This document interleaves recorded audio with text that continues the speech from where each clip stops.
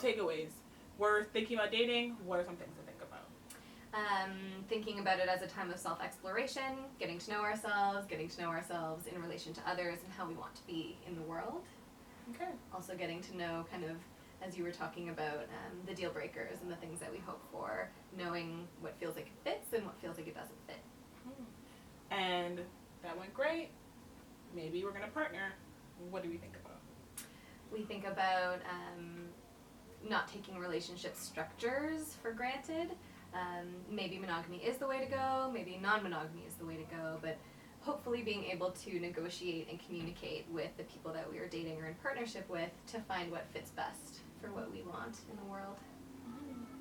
And we did that, but it still didn't work out. And now we're going through a breakup. What do we do? How do we think about it? Well, we can think about it in terms of what we are still taking from the relationship that is inherently ours. What feels good, what feels less good, and how we want to use that information to inform maybe then how we move forward. And also recognizing that, getting caring support from people around us is really great when we can have it, but we don't always have that. And so in those cases, really being grounded in the small things that we can do for ourselves that takes care of ourselves is really important, extra important. Yay.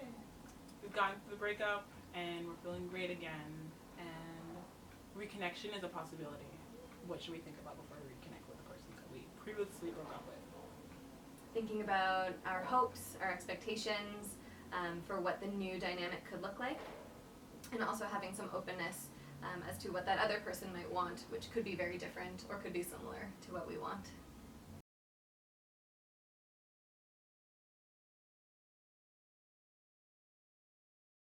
Welcome to another Sunday Self-Love with me as Amar. Yay! So today we're sitting on the couch with Jenna. Hey, welcome. Thanks. I'm like so excited. Oh my gosh. So today we're gonna talk about love. We're always talking about love though. Yeah. But self-love mixed with, the love that we have for other people. You wanna call that romantic love? We can call it that. Okay, cool. Yeah, Jenna is like totally awesome and cool and the person that I call when my heart's broken and I need to like figure out my life. You've definitely seen me through a few like love moments and falling out of love and all the pieces. I guess that's part of why I was like, I really want to have this conversation because you're amazing when it comes to this stuff. I work as a relationship counselor, so I'm in a very privileged position of being able to witness a lot of people's experience of love and relationships, and I hear a lot about the big feelings that come along with that. That as a person who's really worked hard on self-love, it was definitely been a journey of years to really work on it, to be comfortable where I'm at with it right now. I feel as if the ways in which that we experience self-love, it is, I don't know if it's challenged or if it just looks very different when we start to think about incorporating somebody else within that love. Because it's one thing when it's I'm chilling by myself and I love myself and great, I can be my own company. But it's another thing when it's I'm going to bring someone else into my space. Well, it's kind of an inherently vulnerable thing. Yeah. Choosing to allow yourself to go to that place where there is a lot of risk and you aren't in the same kind of control as you are when it's just yourself. Yeah. Choosing to really allow yourself to go to that vulnerable place and join with someone else can be really shaking us to our core. Well, I think dating can be such a beautiful time of exploration. Figuring out more about oneself, figuring out more about people's desires, the way that they want to be in the world, the way they want to be in relation to other people. So dating can be a really great way to do that. Yeah. That kind of, exploring yourself, other people, how you are with other people, all of those different landscapes. With anyone that we encounter in our life, romantic or not, we find out different pieces of ourselves in relation to others. of our personality that come out. We see maybe our actions in different ways. We see the impacts of our behavior in different ways depending on the person. And that's all really good information for us to have. Especially when we want to be a particular way in the world. Getting that kind of feedback from others can be really great information for us to know about ourselves. I mean, in terms of like emotional scale. Like, you don't feel like I don't feel like I'm an uber emotional person because like this is my standard of emotion. Right. And then suddenly you're interacting with somebody who doesn't experience their emotions in the same way, and you're like, am I super emotional? Like, what's happening here? Yeah. Or are you just like cold? Like, what's going on? Yeah. And then it becomes this like binary of sorts of like experiences, because we're just like comparing each other, and like that's the hard part about like seeing yourself in relation to another person is, what is that like? How do you even navigate and negotiate that, I guess, to some extent? And I think that's where often then we can fall into that trap of comparing ourselves to other people and there being like an inherent good and an inherent bad. Whereas I wonder what it would be like if we could really experience a kind of spaciousness, that we all have these different experiences and we all interact with each other in different ways based on all of our different lived experiences and our different social locations, and that there's a real spaciousness around that. That one way isn't the good way and one way is the bad way, but that there's like so many different complex ways, and that can be a really like important, profound way of learning about ourselves and each other.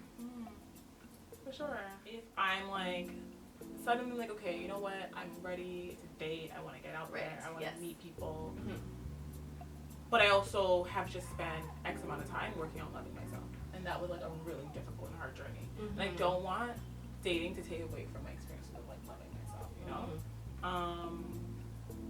And I want to try to avoid, you can't really avoid heartbreak, but I want to try to avoid choosing to date or partner with people that are going to make my experience of loving myself Harder.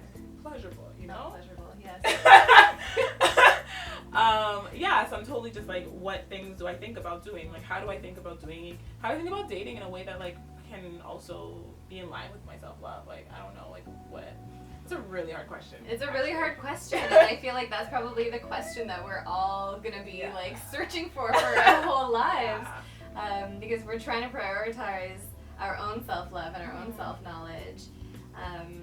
Can there also be space for integrating somebody else's view of ourselves and our view of them so connectedly and so closely to who we are? And I know that's like a pretty abstract kind of way of thinking about it, but that's like a huge question. I don't know, something that I've done that has helped me personally is, and it doesn't always, it's complicated, is I try to think about like what I call like non-negotiables. So like, what are the things that I really hold dear to my heart and are very important to me, and that because you know, if you're dating somebody, you enter a relationship, the relationship period is going to be a lot of negotiating, but sometimes there's things that you're not able to negotiate about, like they're so intrinsic to your identity of your being and your happiness that you can't really negotiate, and sometimes that means that you can't be with somebody because that's just one thing that you really need. What I try to do in my first, date conversations, this doesn't always work because sometimes like it doesn't. Some of the non-negotiable things that don't come up on first dates, but like part of my beginning experience is like saying, hey, like let's talk about these things, So for example, I can't date somebody who's like extreme, like who's a bigoted person, I can't date somebody who's like, I'm gonna be like hella racist to everybody and like homophobic and hateful all the time and like make really bad jokes about people. That is like a non-negotiable. Like, we can't do that. We can't. And I've been on dates with people who are like that, and I'm like, oh, okay, all right, bye. What might be a sign that something like maybe has hit that point of like, this is a deal breaker for me, like those internal like bodily sensations even, or the emotional like awareness that like this is not fitting for me, being able to like notice when those come up and then respond in the way that you need to, would be a really important part of it too. Okay, so say we've like listened to all our like feelings and things have felt great, and now like, you know, we've been dating somebody for X amount of time, and the conversation of like, do we partner or not? Because I think that, okay, I think that sometimes folks think that just because they went on a few dates and it's gone well, that there's this pressure to enter a relationship and that you need to partner. And everyone to each their own. Like, my thing with dating, how I date is like, I'm dating you to get to know you, to see if I want to partner with you, but I might also just really enjoy spending time with you and continue on to spend time with you. And that can include sex or not include sex. It doesn't necessarily have to, but it just means I really enjoy the time that we spend together, and there is an intimacy in that that's different from friendship. Whereas, like, for me, partnering and like having a relationship means I want to build with you. I want to like start building a life together, and like that doesn't mean moving in together per se. That just means like emotionally we're building a life together. The ways that we interact, even though around like money stuff. Like, I usually, like, when it comes to like, I'll pay for things or buy you things, or like money things and like intermingling money, something I usually do with partners and not necessarily when dating. Yeah, so these kind of things. So that's kind of how I differentiate like dating from like partnering. Which can be like a hard thing to differentiate, because I think we like are so often bombarded with these messages of what relationships should look like. And it should look like monogamy, it should look like heterosexuality, it should look like all of these like really dominant ideas. So then to look outside of that, and I guess this goes back a little bit to the spaciousness idea, that actually there's so many different ways of being in relationship to each other. I agree. And even if there are not very many models of that, which can be really challenging, there's also this opportunity for creativity, being with one another in ways that fit best for what we want and what we need and what's accessible to us. But it can be hard when that's not part of like a conversation that's being had all around us. Yeah, for sure. Yeah, I think that's the thing too, is like, maybe, I don't know, like, I think maybe that's part of the conversation too, is before partnering, is like having that conversation of like what it means. Because I think that sometimes like not talking about what it means. Yeah, like not talking about what it means, and you kind of enter a relationship, you're like, we thought two different things, but what does it mean? And now we're here. Yay. So then we're talking about like paying attention to like our internal like noticing, like what feels like it fits, what feels like it doesn't fit, and then also being able to negotiate with the people who we're interacting with about what it is that would feel best for our particular dynamic, whether that's like partnership or dating or friendship or like any of the other million other ways of being in relationship with other people. I guess I'm wondering, like, what does that look like on like a practical sense of like, okay, so you started dating and it's gone well with, you know, a particular person or particular people, and now you're looking to decide like how to partner out with what that would look like. How do you, again, while like maintaining self-love and like maintaining self-love and like prioritizing yourself without like hurting other people, because like because there's a fine balance of like, this is self-love and like this is like selfish and hurtful, you know? Like, I think like when we were talking previously about dating as a good way of self-exploration and figuring out how you want to be in the world and how you want to be in relation to other people, that develops this kind of self-awareness, this kind of self-reflection, like evaluation that can happen throughout a relationship with somebody. And hopefully also there's communication where you can speak from a place of honesty back and forth about how you're feeling and how the other person is feeling, and have some room to really negotiate between the two of you what you're seeing and what you need from the other person. I'm hearing everything and I'm like, that's so like amazing and cool and sounds so great, and it sounds like, just like listen to yourself and like negotiate and like, you know, and all those things seem really great, but there are real barriers to doing that. What approach could we have in order to really make the process internally smoother a little bit, you know? That doesn't mean it's gonna work out. Sometimes like it just doesn't work out. It's just not a good fit. It's not good. Timing isn't great. Whatever it is, so it just doesn't work out.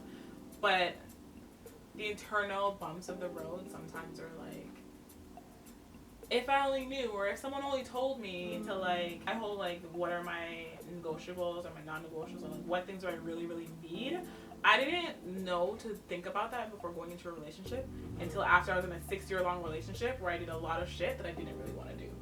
And I was like negotiating past my point of non-negotiables. I was like, I actually hate this person now. And I resented them a lot because like I felt like I was doing a lot of things I didn't want to do. So our next topic.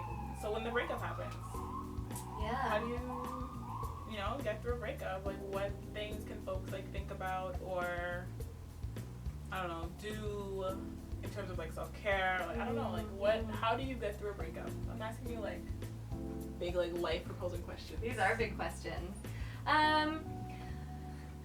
Well, an exercise that I really like to do with my clients is basically writing down, these are my therapy tricks. You can write down all of the things that you're taking from the relationship, the good, the bad, and the ugly. All of it. Write it all down. And then... Even the ugly? Oh yeah. Write it all down. Okay. Because this is you, like, exposing yourself to, like, what it was that's impacting you or has impacted you and what it is that you're going through. So write it all down. Make it transparent for yourself.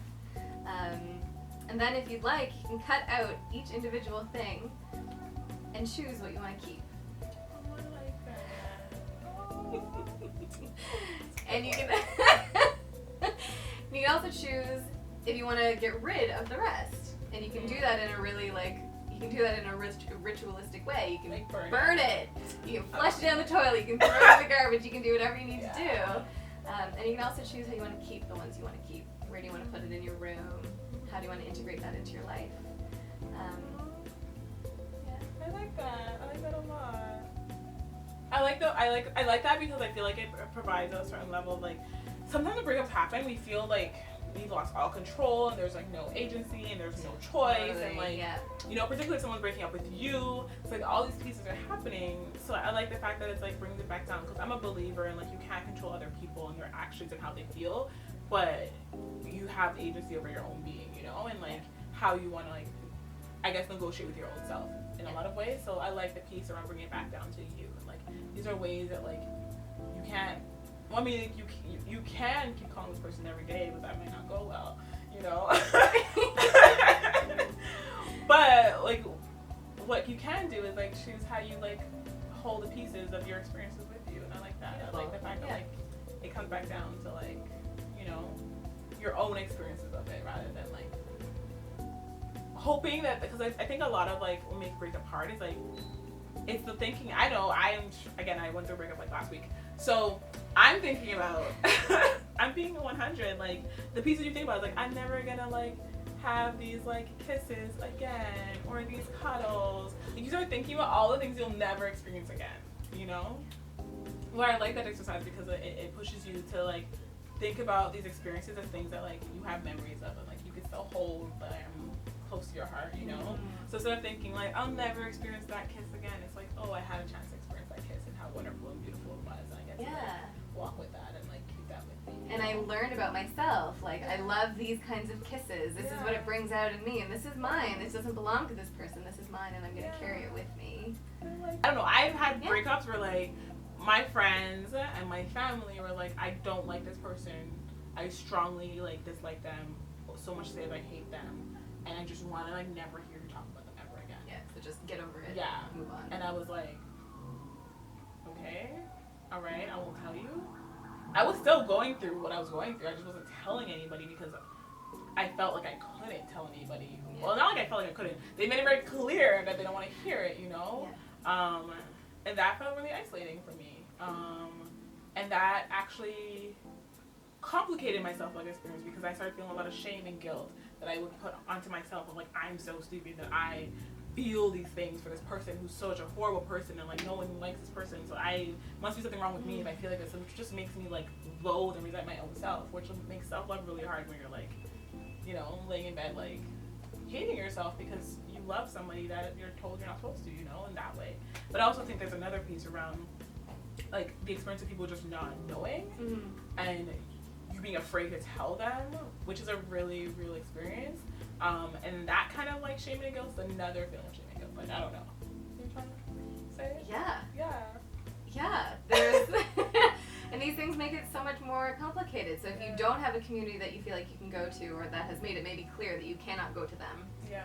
if you're sitting with feelings of shame and guilt and isolation, it makes it really difficult to tap into those places of self-love and being gentle on yourself and caring for yourself. And those are all things that can help a breakup move along if you are able to do those things. Like, know that you are good and that you are lovable, and that there's nothing wrong with you, and just that you're in pain right now and you'll get through it. But if those feelings aren't as easily accessible to you for all of the reasons you named, it becomes that much more difficult. Self-love, again, is like a process, and self-love doesn't mean that you're like a perfect being and you've like reached some epitome of like, you know, superhuman existence. It doesn't mean that at all. It just means like being able to love yourself through it all, through the hard parts and through the beautiful parts, still being able to have that love for yourself.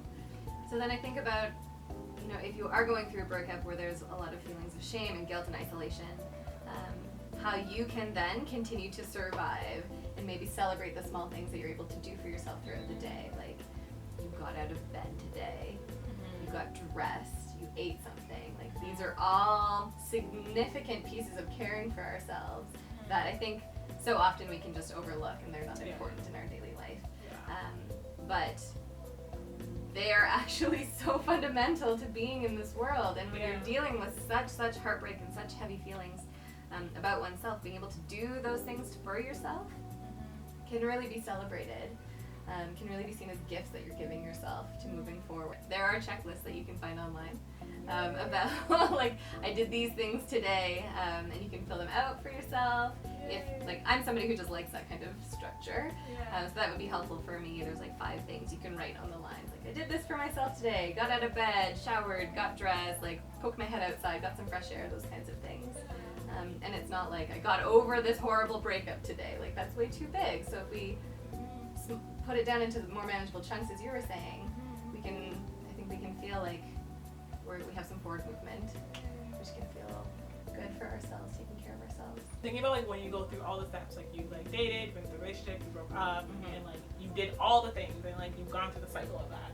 But I think there's an extra piece of the cycle that we don't talk about all the time. The extra piece is when like you've gotten over this person, but then they appear in your life again, and you're like, I still love this person, and I actually might want to reconnect. What are some things to think about before reconnecting? If you're planning on reconnecting with someone, maybe knowing for yourself what your hopes, what your intentions are for that reconnection, so that you maybe have some clarity in going in, like where your own head is at. But of course, as we were mentioning before, leaving a lot of openness for what that other person might be coming in with, because they might be coming in with something totally different or something very similar or whatever. But knowing maybe just for one's own self, in the spirit of self-love, like what it is that you hope for, that, what boundaries you might need. Important conversations for us all to be having, because nothing should be taken for granted, that these things are given, it should be easy, it should look a particular way. So when we look outside of those like boxes, all of these questions are going to come up, so I think they're important to have. Yay. Thank you. Okay, so takeaways. We're thinking about dating. What are some things to think about? Thinking about it as a time of self-exploration, getting to know ourselves in relation to others, and how we want to be in the world. Okay. Also getting to know, kind of, as you were talking about, the deal breakers and the things that we hope for, knowing what feels like it fits and what feels like it doesn't fit. And that went great. Maybe we're going to partner. What do we think about? We think about not taking relationship structures for granted. Maybe monogamy is the way to go, maybe non-monogamy is the way to go, but hopefully being able to negotiate and communicate with the people that we are dating or in partnership with to find what fits best for what we want in the world. And we did that, but it still didn't work out. And now we're going through a breakup. What do we do? How do we think about it? Well, we can think about it in terms of what we are still taking from the relationship that is inherently ours. What feels good, what feels less good, and how we want to use that information to inform maybe then how we move forward. And also recognizing that, getting caring support from people around us is really great when we can have it, but we don't always have that. And so in those cases, really being grounded in the small things that we can do for ourselves, that takes care of ourselves, is really important, extra important. Yay. We've gotten through the breakup and we're feeling great again, and reconnection is a possibility.